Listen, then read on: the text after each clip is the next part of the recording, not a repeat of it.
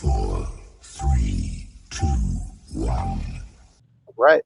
Hello, everybody. This is Harrison with BW Sports 1. Upcoming this weekend, May 4th, we have SICP 5 going down at the Old National Events Plaza.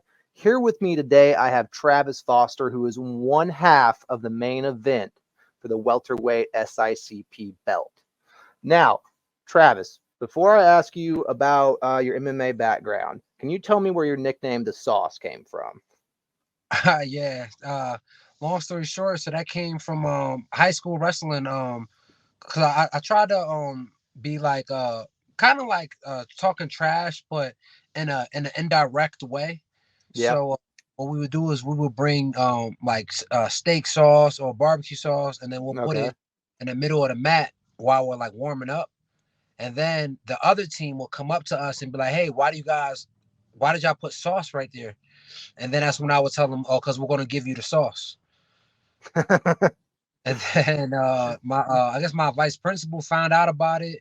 And then one day he called me down to the office and was like, "Can you send Travis the Sauce Foster to the office?" Travis the Sauce Foster. All And that's right. where it came from. That is a good backstory right there for an even better nickname. I like it. I like it. All right. So Travis, you are a 28 fight veteran. What can you tell us about that background for your 28 fights? Yeah, it's been a lot of ups and downs. Very in the beginning, I took a very foolish mindset to fighting. I thought that like street fighting mindset would carry over into MMA. Yeah. I found out quickly that no, it does not equate to I mean, any type of street mentality doesn't equate to any professional sporting. Yeah. Um, but I found out the hard way, taking fights 3 days notice, a week notice, 2 weeks Ooh. notice, Yeah. refusing to watch film on guys, thinking like I don't need to watch film, and just a stupid young street mentality. Gotcha. Because I knew you went undefeated as an amateur. So going into your professional career, that was kind of the mentality you had. Um, so when did you really start, like, I guess, changing how you prepare for fights? Um, so when I first moved to Jackson's, that was back in 2017. Yep. That even though I was in a new environment, I still had that same mindset.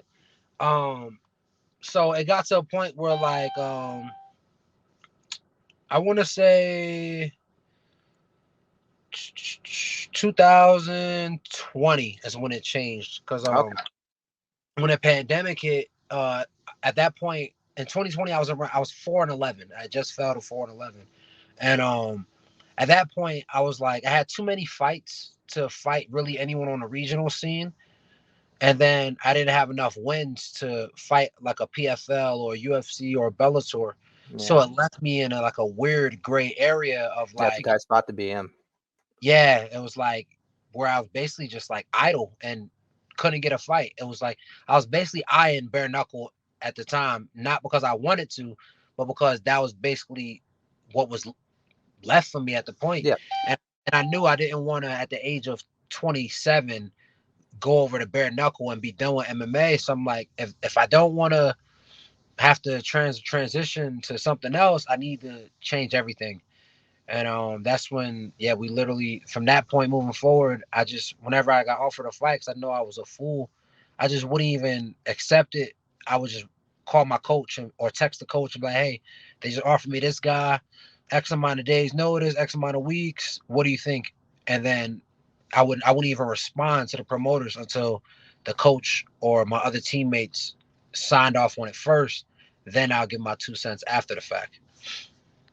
Okay, okay. Well, I'm definitely glad that you decided to stick with MMA, because we wouldn't have had you for SICP 3. Because I think on that one, and I was there in the crowd. You won by, it was a first round submission. I think it was an arm triangle. Yeah. That was a very exciting fight. Yeah, that fight was a pretty intense. I definitely I, I definitely expected that one to that was one of those fights where I over prepared. Yeah, Um when I got in there, I mean no disrespect to the guy, I was able to realize after a couple minutes he wasn't on my level. Gotcha. I mean, well, like you said, I mean, if you said you over prepared for that one. Yes, sir. Well, I mean, you must have been. Did you feel like you overtrained, or did you feel like you didn't leave any stone unturned when preparing for that fight? Exactly. You know, I knew the guy was like he had he beat Melvin Gillard. Yeah. Um, he definitely wasn't a slouch. You know, definitely wasn't a slouch. So I'm like, I got to bring my A game, or else he'll mess around and sneak away with the win against me. Yeah, and you didn't let that happen. You brought it to him. Yes, sir. Now, moving forward from that, so at SICP 5 this Saturday, like I said, you're taking on Zach Davis for the welterweight strap. Now, this is your first fight, 2024, correct? Yes, correct. Okay. So you've had, I mean, quite a bit of time since your last fight to, let your body heal and prepare for this one. Yeah, significant amount. And that's always good. Now, my next question is that now you and Zach were scheduled to fight before. Unfortunately, that fight ended up not happening. So, have you prepared for Zach differently this time around than you did the first time, or are you training for him the same? Yeah, definitely different. So honestly, Zach's best bet of beating me would have been back then when Yep. that fight first booked.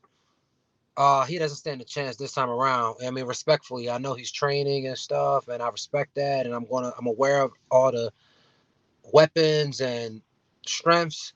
But yeah, I'm a totally different. I mean, first off, back then I wasn't even a father. Now my baby was born 10 months ago. I'm 2-0 since he was born, Yeah. and I'm going to keep it that way. I don't plan on losing ever. Since it's different. I can't even explain it. You know, since he was born, I'm just a whole different man, a whole different person, a different man of God, a different fighter, a different. Everything is different.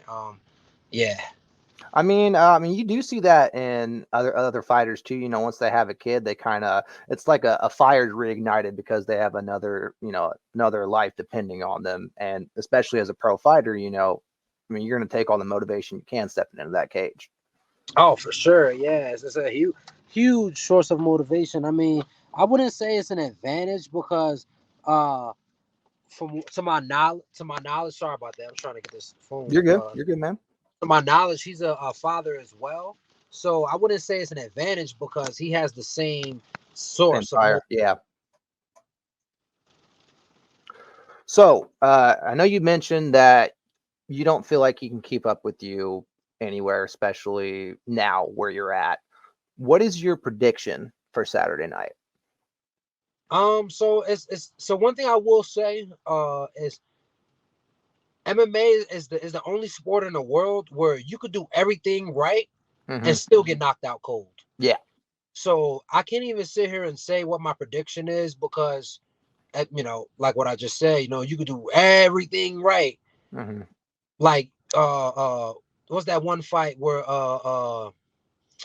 what's his name Yair Rodriguez Jair Rodriguez. fight, Yeah.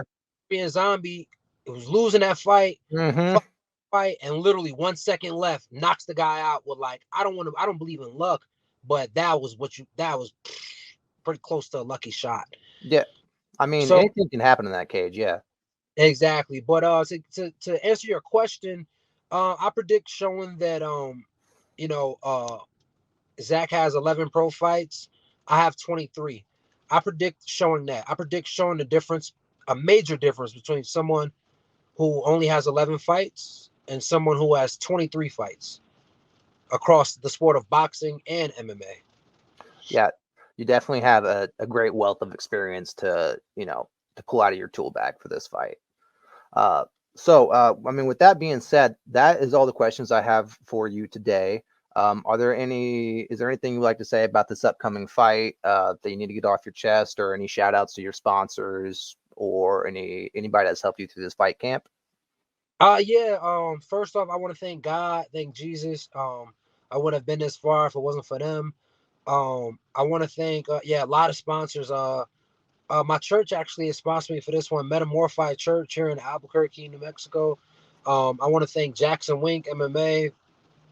I want to thank Crunch Fitness, 3D Cuts Barbershop, Hydro Bar, their alkaline water spot here in Albuquerque. As far as sponsors, that's all I got right now for sponsors. But I want to thank all my coaches. Coach Wing, Coach Greg, they're the two main coaches. Coach Joey, Coach Andrew, my teammates, my sparring partners, my family. The promoter. I want to thank the promoter, Scott. I want to thank the whole entire team at SICP. For a regional promotion, you guys have this thing run pretty darn tight. You guys have someone for every area, so that's pretty cool. That's pretty cool, and I like how professional. I saw that you guys are going to have a press conference after the weigh-ins. That's cool too. Yeah, I mean, it's been a pleasure working with you guys. I look forward to winning this fight. I'm not overlooking him, I'm not overlooking him. Hopefully, he's gonna come out there and try his hardest. I'm gonna try my hardest. May the best man win. If it goes my way, which I believe it will, after I win this, I look forward to potentially inking a multi-fight deal with you guys, and just coming back again and again and again as the champ until we move on to like a PFL or UFC. Gotcha. And I mean, here at SICP, we love to put on good fights, and we love to, treat all of our fighters equally. So with the talent that you bring and the respect that you bring too, I mean, good luck to you on Saturday night, and hopefully, we'll be seeing more of you, because this is only our 5th show. So, who's to say, Travis Foster won't be headlining more.